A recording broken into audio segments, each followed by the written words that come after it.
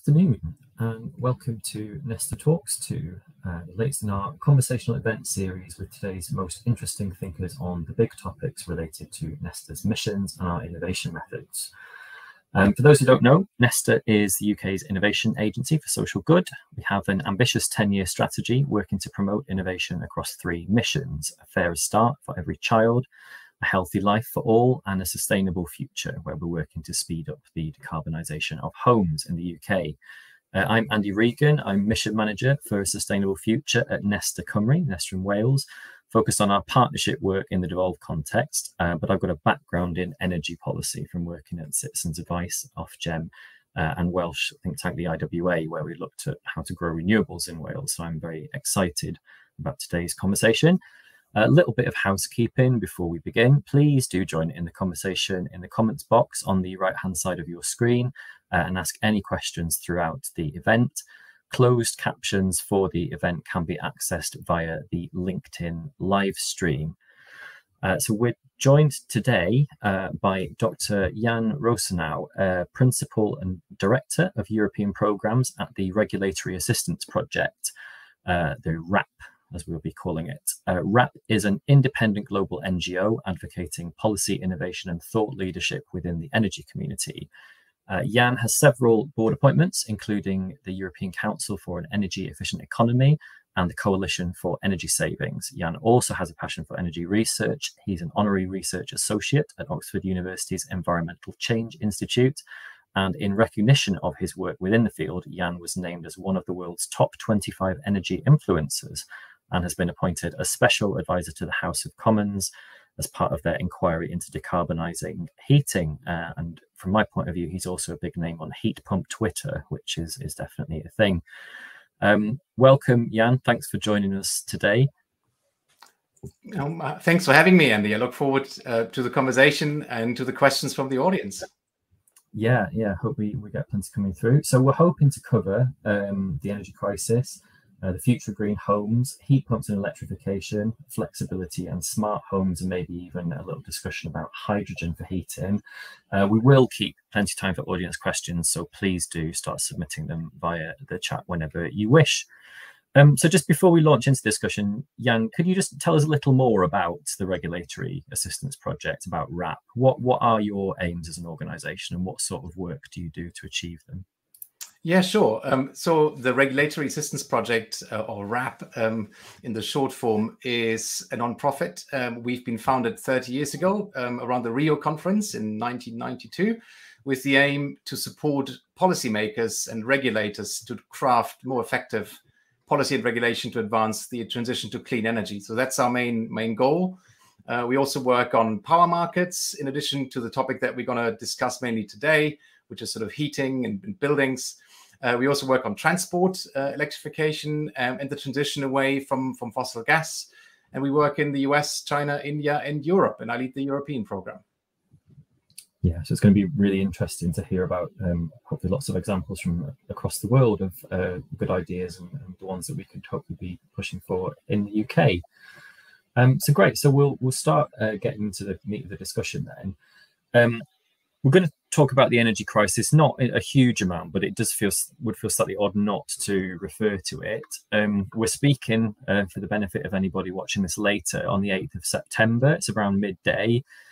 Liz Truss has just become Prime Minister, and she's, I think, still on her feet announcing the package of support for the energy crisis in the House of Commons. So lots of the details still to emerge, but it looks like essentially being an additional kind of not a price cap like we get from Ofgem, but it's being referred to as an energy price guarantee, I think, on bills at around £2,500 per year, which is going to be funded by government borrowing.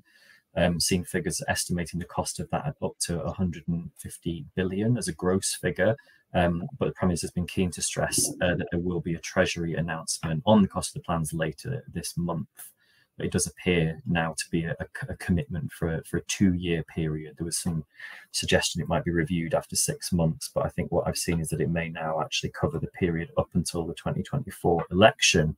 There's also been references to increasing North Sea oil extraction and ending the moratorium on fracking, as well as offering incentives to communities to support applications for fracking. So very much looking at kind of increasing the supply of kind of domestic fossil fuels in the immediate term.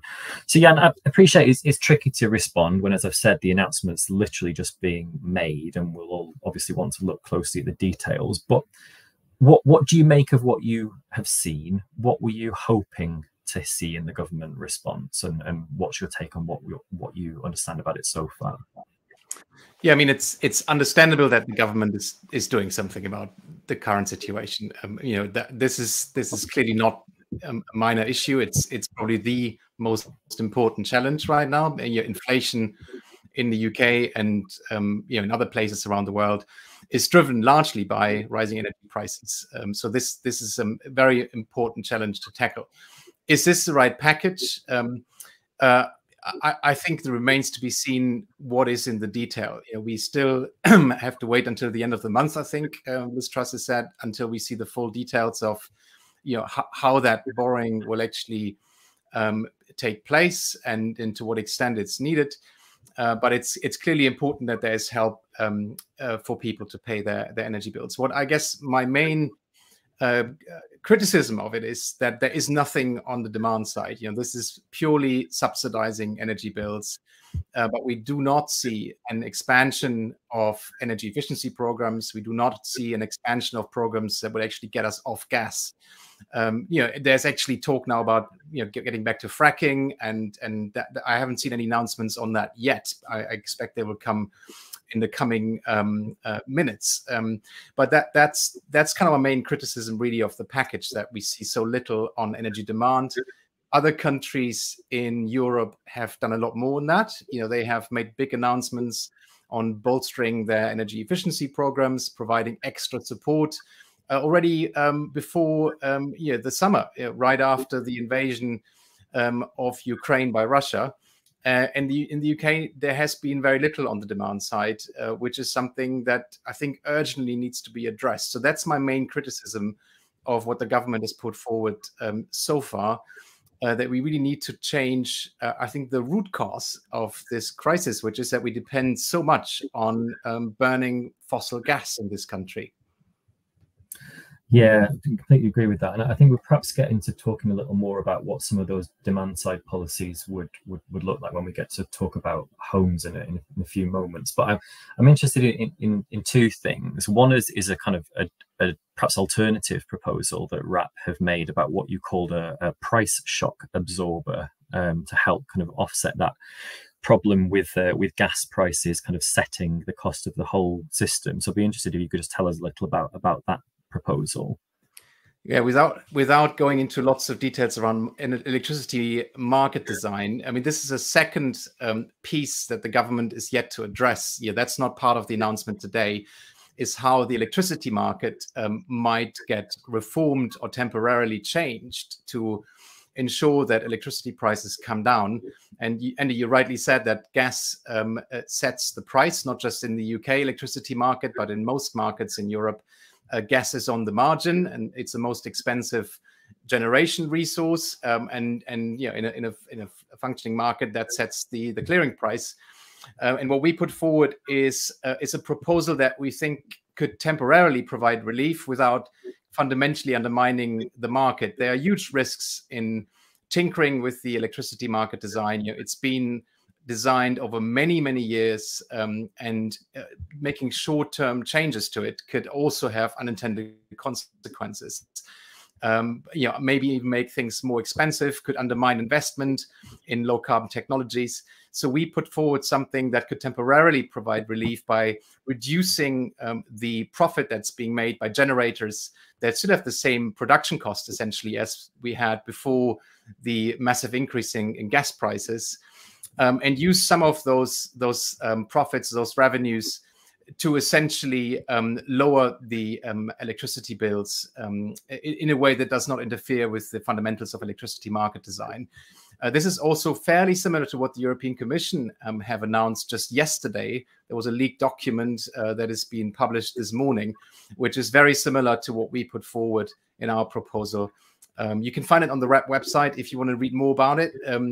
It's if you Google shock absorber RAP, you should find it quite easily, and that has more detail on how that could work and how we think one could make changes temporarily to the electricity market in order to cushion some of the price impacts. Yeah, I'm sure we can probably share some of the things that we'll refer to throughout on our Nesta Twitter afterwards for anybody who's interested. It'd be interesting to see whether, in terms of redesigning the market, the UK government is minded to follow the European Commission's lead. That's I'll leave that one hanging as a point of speculation. I think just finally on the energy crisis and thinking about the kind of the messaging around demand rather than the mechanics of how to reduce it. It was quite striking to me. I think before the results of the Conservative Party leadership contest were announced, that both Liz Truss and Kwasi Kwarteng, who's now her Chancellor and who was previously the Business and Energy Secretary, were very clear that they were against rationing, was the word that they used. They felt it wouldn't be necessary, has slightly kind of negative connotations and potentially quite unhelpful as a way to frame demand reduction. I'm interested in your take on how perhaps other governments across the EU have pitched the idea of reducing demand to the public in their countries. I think there's a big difference between rationing and giving good advice to people how they can reduce energy consumption. We have to distinguish that, I think, quite clearly. And the current debate is rather unhelpful, I find. Also, some of the coverage that we've seen even before the crisis, when National Grid, for example, piloted demand-side response programs and were offering your customers payments if they were voluntarily curtailing demand during peak hours and shifting some of their load. Some of the coverage was deeply unhelpful, I felt, because it was framed as if National Grid would cut you off and essentially ration your energy use. And that was absolutely not the case. It was a voluntary scheme that rewarded people for providing flexibility to the energy system, which is very, very sensible thing to do, because it lowers the costs for everybody else as well who's not participating in the program, because it doesn't require the most expensive generators to come on. So this debate, I think, is somewhat confused, and that's not very helpful. What we've seen in other countries is that they started putting together a number of initiatives around giving better advice to customers as we go into this winter. Your campaigns, energy saving campaigns in a number of countries, but we've also seen some regulatory measures. For example, in Spain and France, there have been some laws that require public buildings, commercial buildings, to not exceed a certain indoor temperature when it comes to heating, or air conditioning that was capped too, or keeping the shop doors closed and things like that. They are relatively small measures, but they're not necessarily measures that have very significant impacts on people, but still save energy. So I think there's a balance to be struck between sort of rationing energy use, giving sensible advice, and undertaking some steps to limit energy use where it really makes sense. Changing the indoor temperature where 1 degree or 2 degrees in public buildings really has a relatively limited impact on occupants and can save fairly large amounts of energy if you add it all up. So I would hope that, and I think there's signs now. There was a piece in the Times that the government is now looking at providing advice to households and businesses how they can cut their energy use. That would be super helpful, I think, in the current debate, because people really need that. Not everybody knows exactly how to do that well. And the risk is, of course, that people will just turn down the heating and underheat and maybe not do the things that they can do already to save energy that does not have an impact on their health. Yeah, and I think that's really important. I've noticed a comment in the chat, especially some concern that some of what you've just kind of run through could risk being exclusionary to disabled people, which I think is quite an understandable point to make. And I think perhaps you've addressed it at the end of your comments there, that there are things you can do that shouldn't have any kind of negative impact on comfort and health, and actually that will depend on personal circumstances. I think we're in a position, having worked on kind of fuel poverty for quite a long time in the past.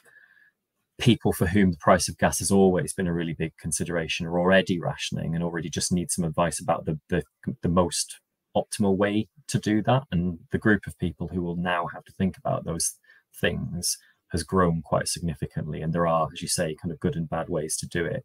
What we absolutely don't want is people turning their thermostats down whose health would suffer as a result. And there's probably other things that those people can do. But it's an important point to make. So let's take a step back from the kind of the bad news of today and the crisis.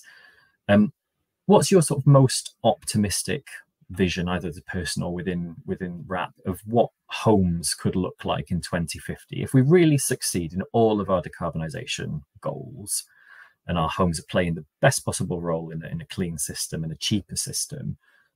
What will be different about those homes, and what will be the same as today?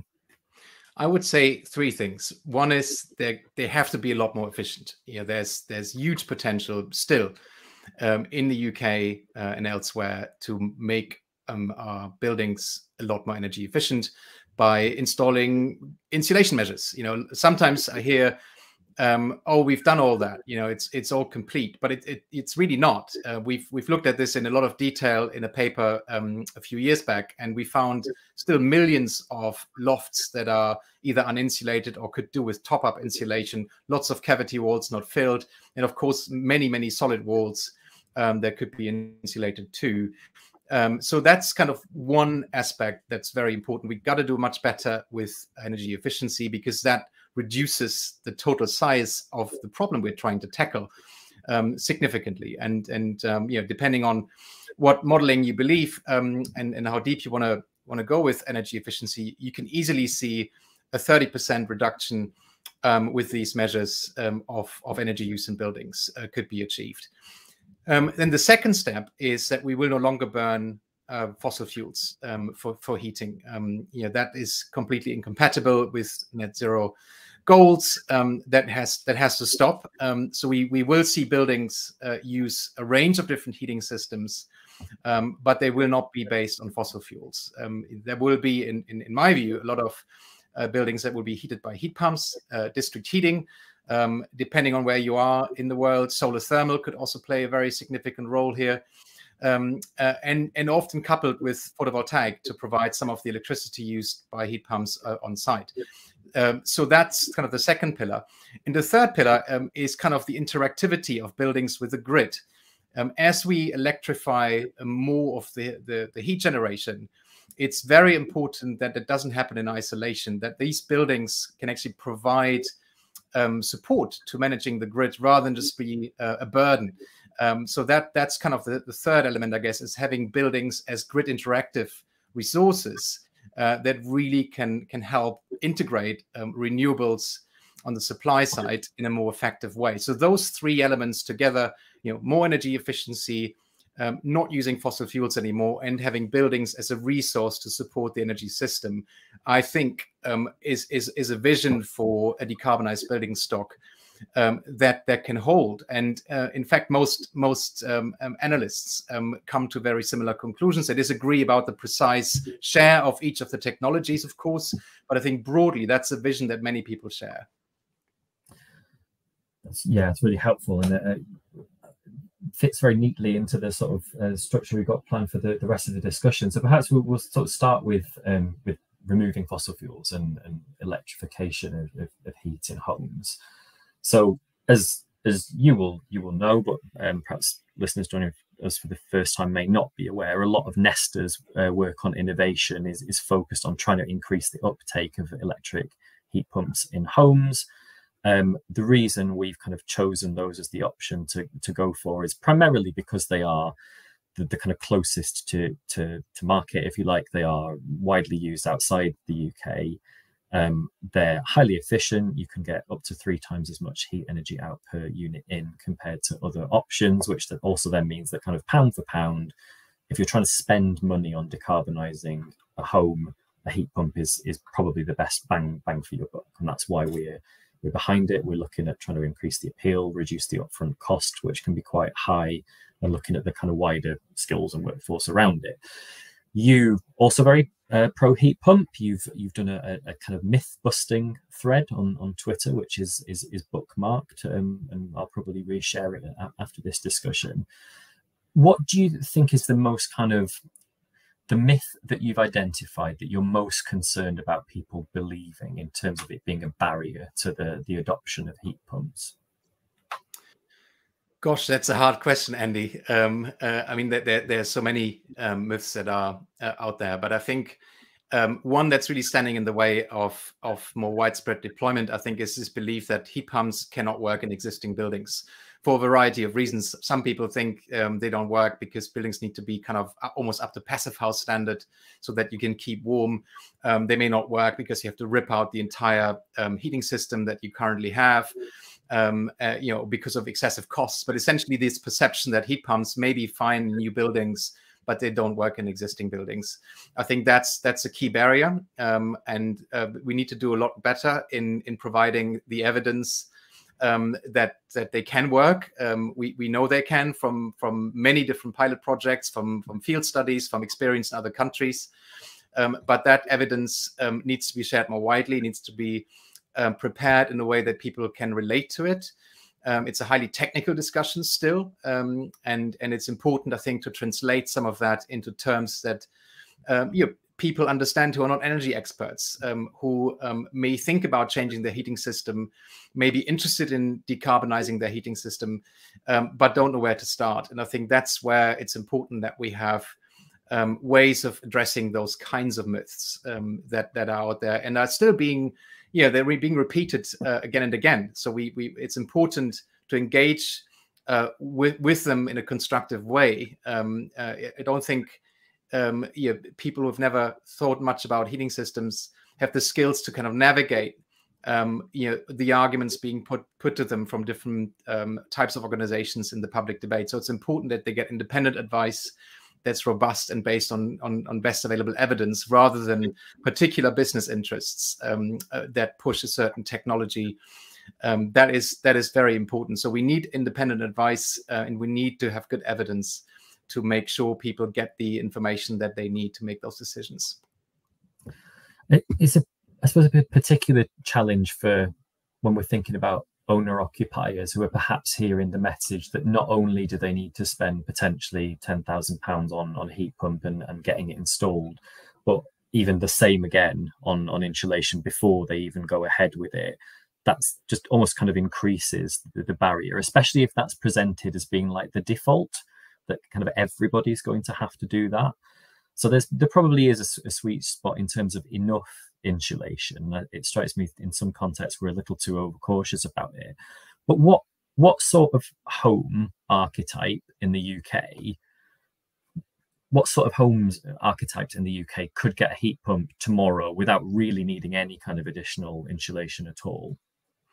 So this is a great question, Andy. I think the starting point for me is that any heating system is more efficient in an efficient building that's well insulated, and that includes your gas boiler or an oil boiler, district heating, a heat pump.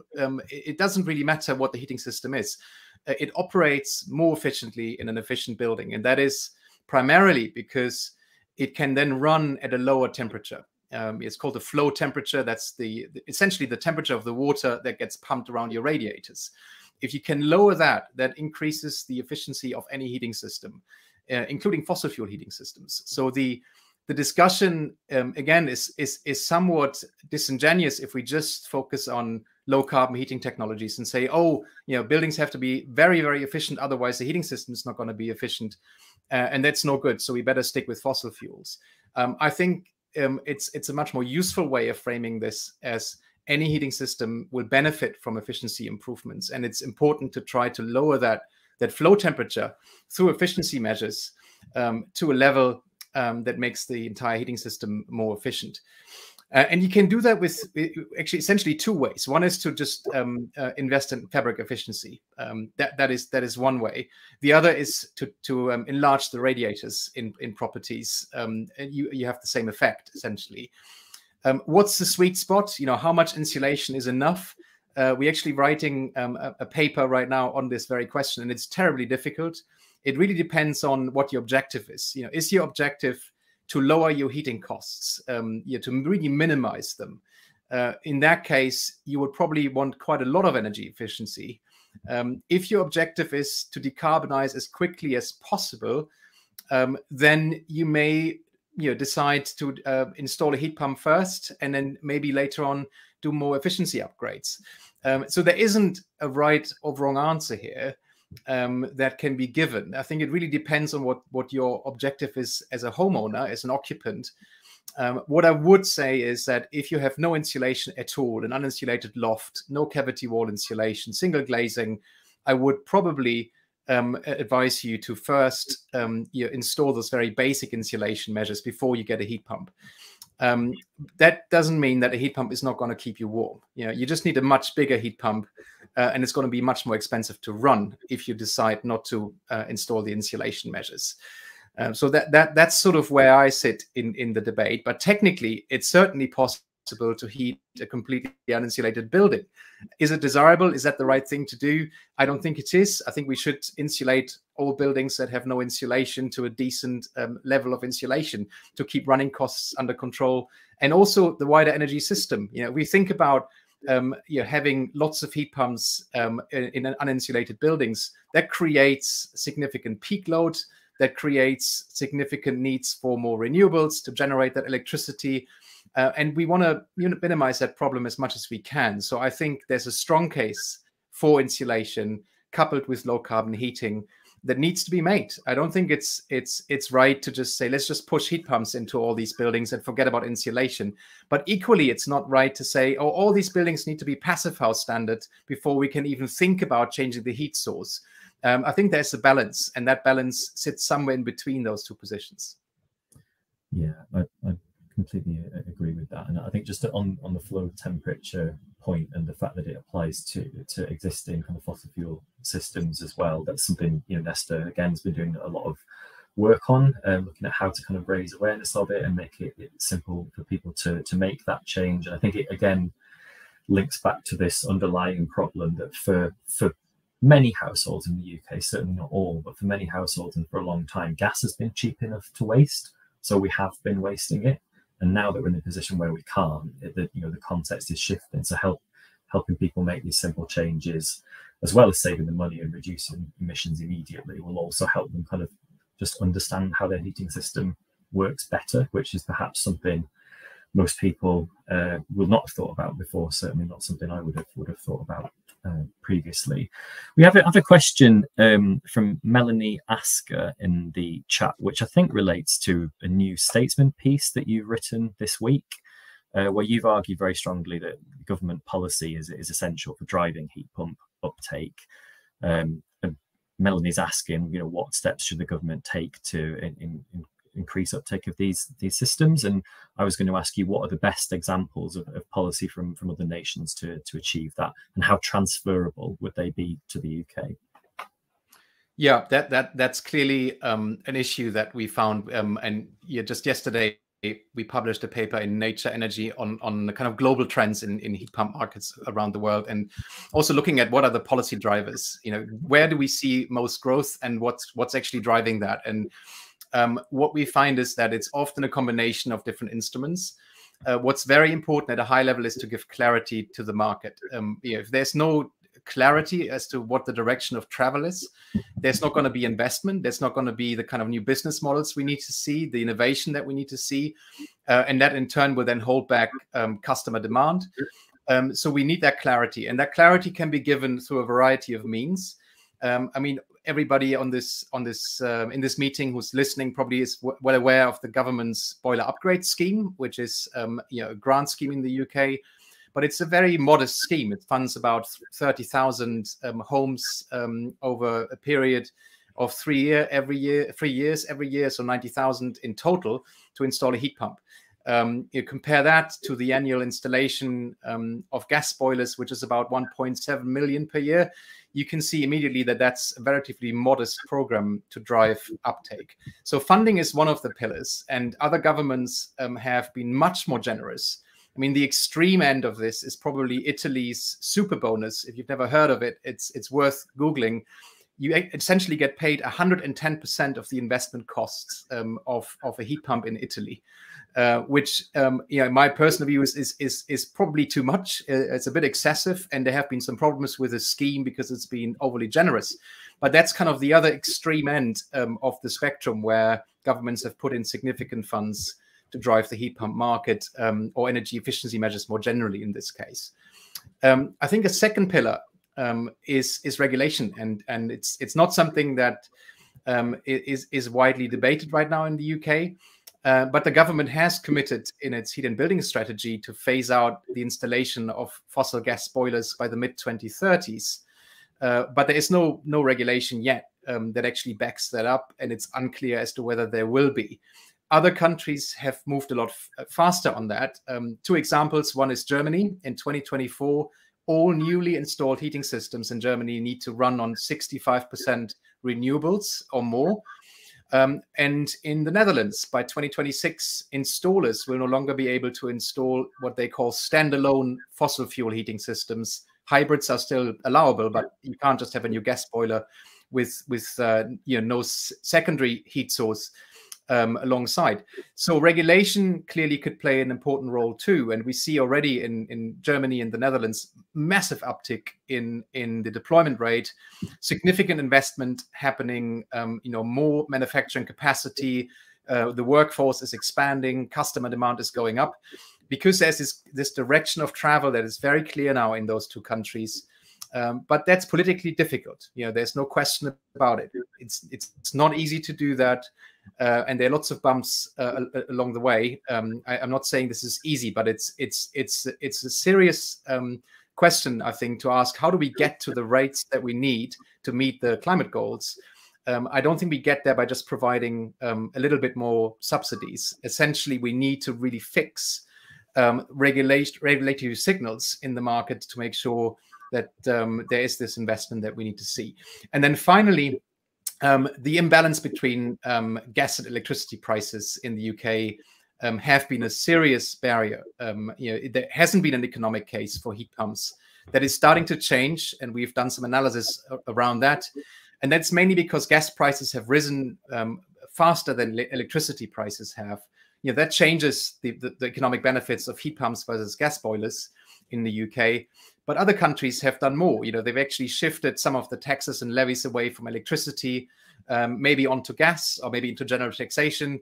You may think of Denmark or the Netherlands. Germany have all done that. And they have managed to actually get the business case for heat pumps in a much better place, where you can now see the total costs of owning a heat pump, including investing in the installation and running it, are now lower in some cases than installing fossil fuel heating systems. So those three pillars, having decent funding programs available, regulatory signals, and changing the structural incentives through the taxation of the heating fuel carriers, that makes a big difference to heat pump markets that we found are successful around the world. There's a question from John Tabush, again, has come through the chat, which somewhat relates to what you've just been saying in terms of regulation and standards for what you can install. But John is asking, how can policymakers in cities with large private rented sectors incentivize or mandate private landlords to insulate and decarbonize their properties? So I suppose that the obvious answer would be to do something around building regulations or minimum standards in private rented sector. But is there anything a bit more kind of on the incentive side or the innovation side that you're aware of that's worked well for landlords? So I think there's kind of two parts in this question. One is cities, and I mean, that's an interesting topic in and of itself. To what extent do cities have the means to drive decarbonization of the building stock in the city? In the UK, cities have very limited powers to do that. They really find it hard to impose outright bans or strict regulation. That's different in other countries. You may, for example, look at Vienna. Vienna have imposed fairly significant requirements for new heating systems because they have the powers to do that. That's a bit different in the UK. There are legal limitations as to how much cities can do to drive that. And the second part of the question about landlords in particular, landlords not having a big incentive necessarily to invest in a new heating system because the running costs are borne by the tenant. I think we have a precedent for regulating private landlords, of course, in the UK through the minimum energy efficiency standards that apply to privately rented properties, and that could be expanded and could be tightened over time. And that's something we're seeing again in different countries. You may think about the Netherlands in the non-domestic sector, having pretty ambitious minimum energy efficiency standards that include heating systems. So there are ways of doing that, but I think it has to be part of a broader package of measures to really cover all of the different segments of the building sector. And private landlords are just that's just one of the pieces, I think, in this. Yeah, that's really interesting.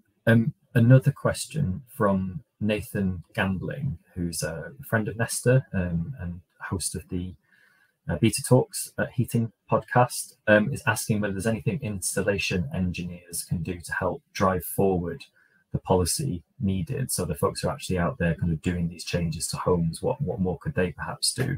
What might they have done in other nations? Thanks, Nathan, for the question. And I know Nathan well from social media and his podcast, where I was a guest a while back, a couple of times actually, I think. And no, I mean, huge job for engineers, I think, in this. And Nathan always makes the point that the engineers are critical in all of this, and indeed they are. Actually, just earlier this week, a friend of mine told me that I asked my plumber whether I could have a heat pump installed, and I was told I shouldn't have one because they're crap. They don't work in the UK. And that is a story that many people experience because their plumber is used to installing gas boilers, and they're used to installing gas boilers in a way that leads to gas boilers that should be not condensing. And again, Nathan has made this point many times, but the way most gas boilers are being set when they're installed is not to condense, because they're set to a much too high temperature in terms of the flow temperature. So they can't condense. So clearly there's a huge role for heating engineers to give the right advice to homeowners, to also be part of the solution. I think there's a huge opportunity if we make this shift away from installing fossil fuel heating systems to clean heating systems. There's a huge opportunities for installers to get ahead of the curve, to really become leaders in this area. And rather than seeing this as a threat that will undermine their business model, to embrace it. And that there are installers out there who are doing that already, who are retraining and who are now embracing the opportunity that they see with clean heating. So installers can play a role, I think, in giving better advice, and also in actually, we need good qualified people to put high quality heat pumps in. That's so important. What can they do to drive policy? I think explaining the current situation that we're in with gas boilers and the need for low flow temperature heating is so important. And I see that happening now slowly, and other people kind of take that on in their arguments. But I think there's still a lot more that installers can do to communicate this to policymakers and communicate how currently outcomes are happening that are not desirable because of that. Yeah, thanks. So that we've covered a lot on insulation and heat electrification. So the third kind of pillar of your original answer to how homes will change was around kind of flexibility and smart homes. And obviously, just before we get onto that, we're not short of questions coming through, but I really would encourage others to submit some questions, because we can get some good ones so far. So you've mentioned like the roles that the homes could play in the wider energy system in terms of reducing demand, providing flexibility directly. Could you just, for anybody who's perhaps not familiar with that as a concept, can you just at a slightly higher level outline what's from a householder's perspective, not necessarily a homeowner's perspective, but from somebody living in a home, what would that look like to them? What are the opportunities and positives from their perspective of their home playing a role in flexibility?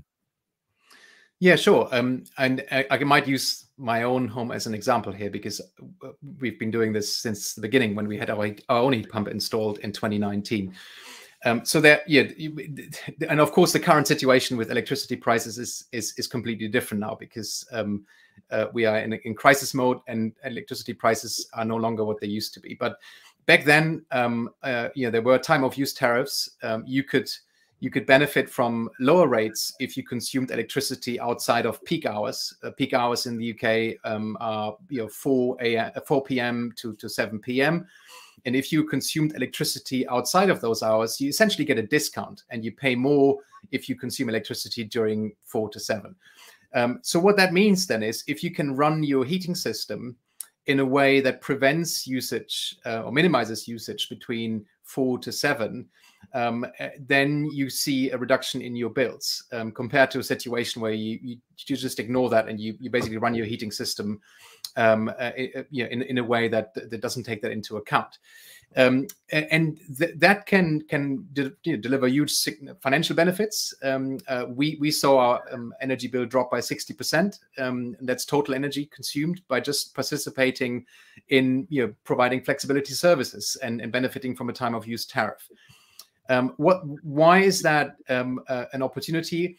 Well, buildings can actually store energy for fairly long periods of time. And again, that's not widely known. Most people think about batteries when they think about sort of storing energy. But you may think of a home as a thermal battery. And the more efficient the home is, the more energy you can store in it for longer. So a highly efficient home, that you may think about a passive house, you heat it to 20 degrees and you switch off the heating entirely, and it's 0 degrees outside. It will take many hours for that building to cool down, even by 1 degree. There are studies out there that have actually tried this and looked at this. So if you have an efficient house, switching off the heating for a couple of hours, 3 hours, is not going to do much to your comfort levels. It's not going to lower the indoor temperature by that much. And if you preheat a little bit before you then allow the heating system to ramp down, you can actually not feel any difference at all. So in our case, I think we allowed the heating system to turn down by about 1 degree, and preheating maybe half a degree. And that's not something that you would even notice. So that's a kind of very, that's one example of how you can provide flexibility to the grid. It has been trialed in different countries around the world. Denmark has done this already 10 years ago, but it's also been done elsewhere. So there's huge opportunity for that once we have more heat pumps, to then also follow what happens with electricity generation, and to really try to minimize usage during periods where there isn't enough renewables on the system and where there's more fossil generation. What sort of other devices, perhaps thinking beyond just heating systems, could be playing a role in that flexibility provision? Because example I would often kind of use when trying to explain this to people would be that at an aggregate level, thinking quite some time in the future, if we have smart homes, Internet of Things enabled devices that can talk to your smart meter can talk to the grid via the system operator. If the system operator needs to act quickly to curtail or increase demand in response to something going wrong on the system, or just to kind of smooth out demand, the example I always give is they could switch off everyone's fridge for half an hour in the middle of the night, and no one's milk would go off, but you would save quite a chunk of energy at a kind of aggregate level. Does that sort of example feel realistic to you? Is there any examples from elsewhere of that kind of level of automation happening to provide flexibility? Well, I think it's important to look where the biggest loads are going to be in the future. And the two main loads that we will see from buildings, one we already talked about, heat pumps, if they're going to become more widespread in the UK, very significant additional load. The other one is electric vehicles. That is another big opportunity. And that's actually easier than flexibility with heating systems, because electric vehicles, in most cases, if you have your own charger, not everybody has that, and I appreciate that. But if you have a charger installed at your home, and you park your car after coming back from work, and you don't need it throughout the night, it doesn't really matter when your car is getting charged, right? You only want it to be at the level that you need it in the next morning, maybe at 8 o'clock when you leave. So if you basically give away the control over when the vehicle is getting charged to a third party, perhaps, or you couple it to a time of use tariff, that's the sort of thing that could really make a big difference. I think switching off like your mobile phone charger will make almost no difference at all. Fridge a little bit more, but it's not the I think a fridge consumes what, 150 kilowatt hours per year or something like that, and compare that to what a heat pump might use in a typical UK home, that will be closer to 4,000 kilowatt hours. You immediately see that in terms of scale, really the main opportunity is electrification of heat and transport when it comes to domestic buildings, where you can use flexibility, and that's where we should focus. I don't think it's particularly helpful to focus on very small appliances. Ultimately, I think it comes down to having a system that allows homeowners to do this easily without much interference, and get a financial benefit in the end, and that will then, I think, lead to people wanting to do this. It's not difficult. If it's all automized, this can happen in the background, and you never actually have to think about it.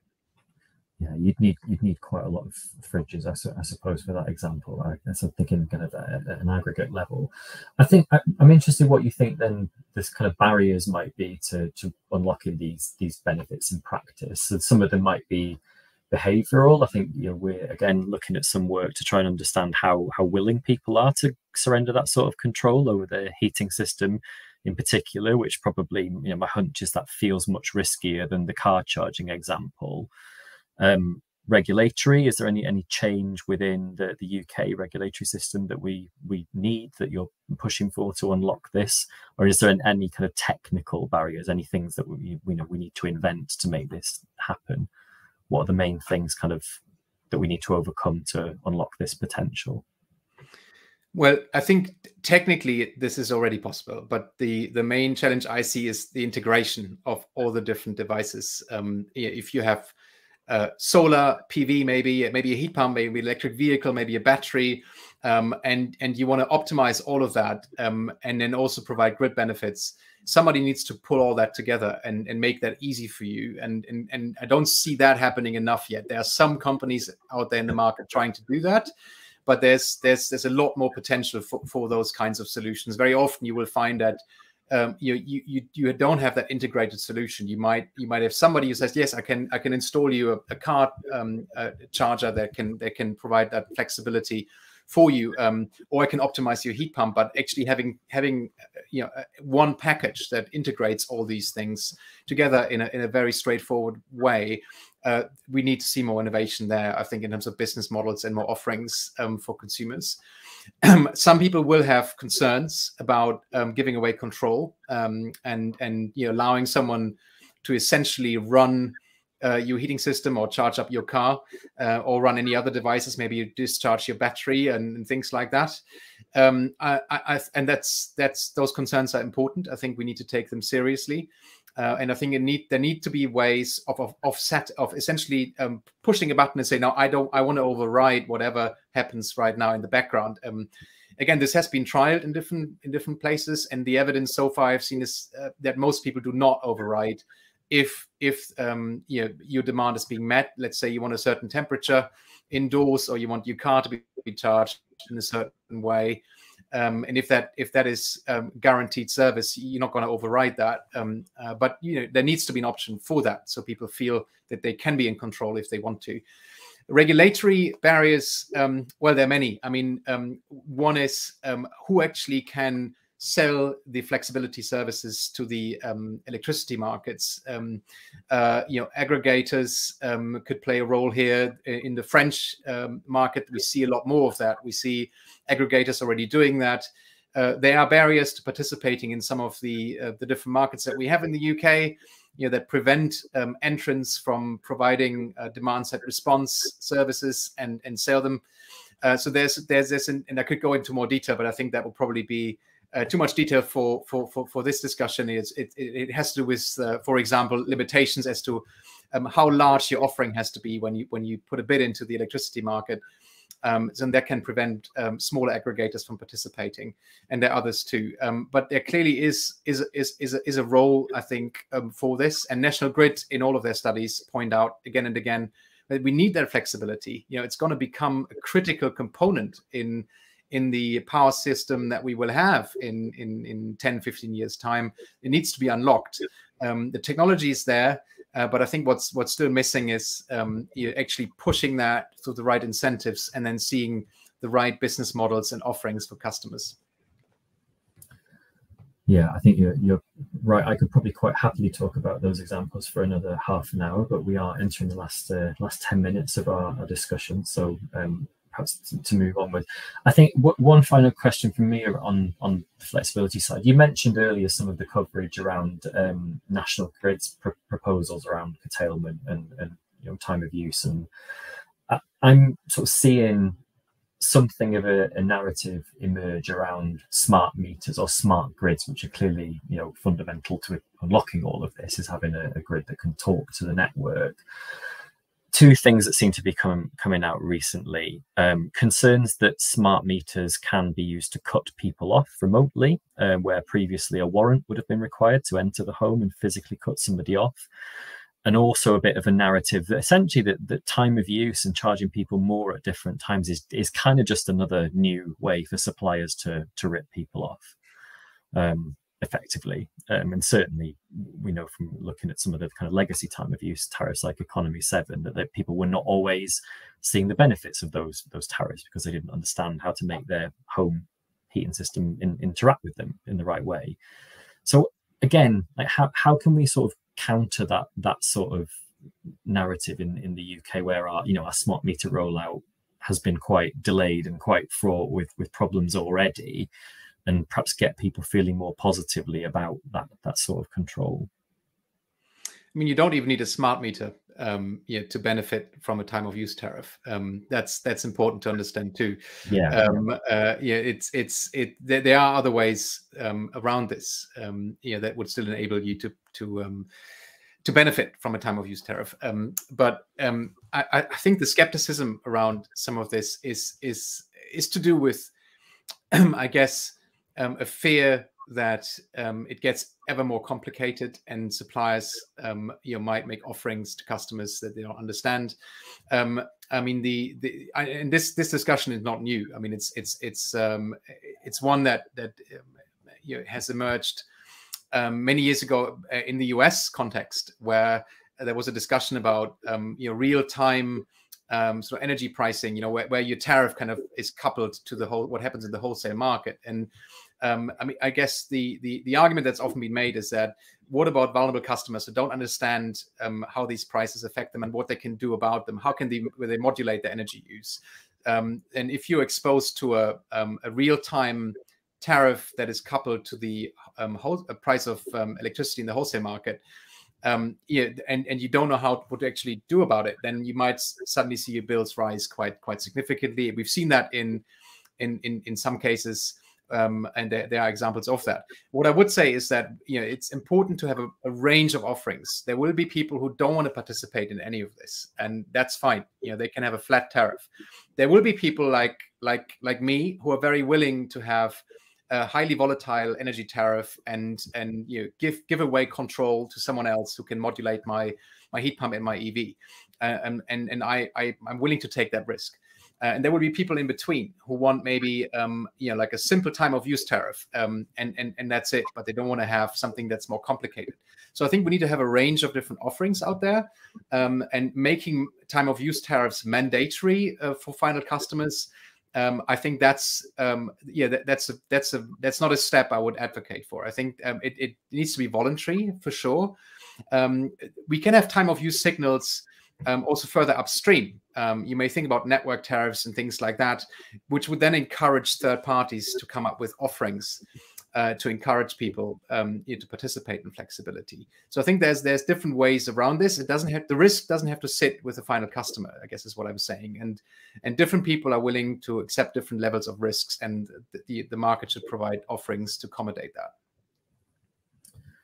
Yeah, I think so. So the key thing is the right kind of service offering for the right kind of customer. going to try and maybe cram in 2 more questions to our last 5 minutes. I will ask a perhaps shorter question on hydrogen than we discussed beforehand. So we've quite conspicuously not talked about this. We've just been talking about electric heating, but the big competitor to electric heating and heat pumps in many people's minds is to have a hydrogen boiler, or at least have a hydrogen boiler alongside a heat pump in a hybrid system. We're quite skeptical of that at Nesta as a good solution. I understand you're also somewhat skeptical. So I wonder if you could just kind of fairly briefly outline why you don't think that's a good option for hydrogen in homes. Yeah, sure. I think one reason is that I'm skeptical about hydrogen for heating is not that I don't like hydrogen. I think there are lots of applications where hydrogen is absolutely critical. Green hydrogen to replace what we currently use, where we currently use hydrogen that is generated from gas or coal with no abatement is a no-brainer. That makes absolute sense. There will be a need in industrial processes. There will be a need in shipping potentially, and there are lots of applications where we need a lot of hydrogen. Also in the power sector, I believe there is a role for long-term energy storage, to make sure we can balance the power system. The question then is, what about heating? My fundamental skepticism about hydrogen for heating is to do with the efficiency of hydrogen. So if you compare hydrogen with a heat pump, you need about 5 times, maybe 6 times more electricity to make the same amount of heat via a hydrogen boiler compared to a heat pump. So that requires in turn then 5 to 6 times more renewables that need to be built to make that electricity, or you need to import the hydrogen, but that's highly problematic too. It's not straightforward. It's not so easy to transport hydrogen across long distances. There are huge challenges around this. So my fear is that if we get stuck in a hydrogen discussion for heating, because it's not available, we actually don't have any significant quantities of green hydrogen right now available, that we just delay rolling out energy efficiency, district heating, heat pumps, solar thermal, all the things we already have and we know work. They're proven technologies. They can work today. We need an awful lot of them. If we find that in 10, 15 years' time, the costs of green hydrogen have fallen so dramatically and we have an oversupply of green hydrogen, I'm not the one going to say, oh, we should never use it for heating. I'm just saying, I think there's a lot of other things we should worry about first, where hydrogen is going to be essential. And until we fix that, I don't think we should be too optimistic that there's going to be a lot of green hydrogen that's left to be used for heating. So I have concerns about that because of the inefficiency, essentially, and that in turn drives the costs. I mean, there's lots of cost studies out there. Later this month or maybe early next month, I'm going to get a paper out in another energy journal, Joule, which is looking at the evidence base for hydrogen for heating. And I look at 31 independent studies on hydrogen for heating, and none of the 31 studies I looked at comes to the conclusion that hydrogen for heating is a viable option, at least not at scale. There might be some complementary roles. You may think in a district heating grid, maybe there's some combined heat and power plant that feeds heat into the district heating network. Maybe there will be some hybrid systems in some places. I'm not saying there's no role at all, but I think at large scale, it's very difficult to see how hydrogen could play a significant role in the UK in heating homes, at least for the next 10 to 15 years. Well, thanks, Jan. I think that takes us to time, but yeah, a really useful and interesting answer on hydrogen. I'm sure, again, we could have probably talked about that for slightly longer, but the hour has flown by from my point of view, and hopefully from our audience's point of view as well. Apologies to the people who submit some quite good questions in the chat that we haven't managed to get to. But thank you all for attending today, and thank you to Jan for joining us and sharing your insights. Really enjoyed the discussion. So a couple of things before we wrap up. I'd like to invite people who've attended to fill in a short survey, which is going to be shared in the chat shortly, and give us some insight into how you found the event today. As a thank you for filling out that survey, you can also choose to enter a prize draw to win a £50 bookshop voucher, which would be nice. And finally, the next couple of events in the Nesta Talks 2 series will be on the 21st of September, where we'll be talking to June O'Sullivan, who will be discussing challenges in the early years sector.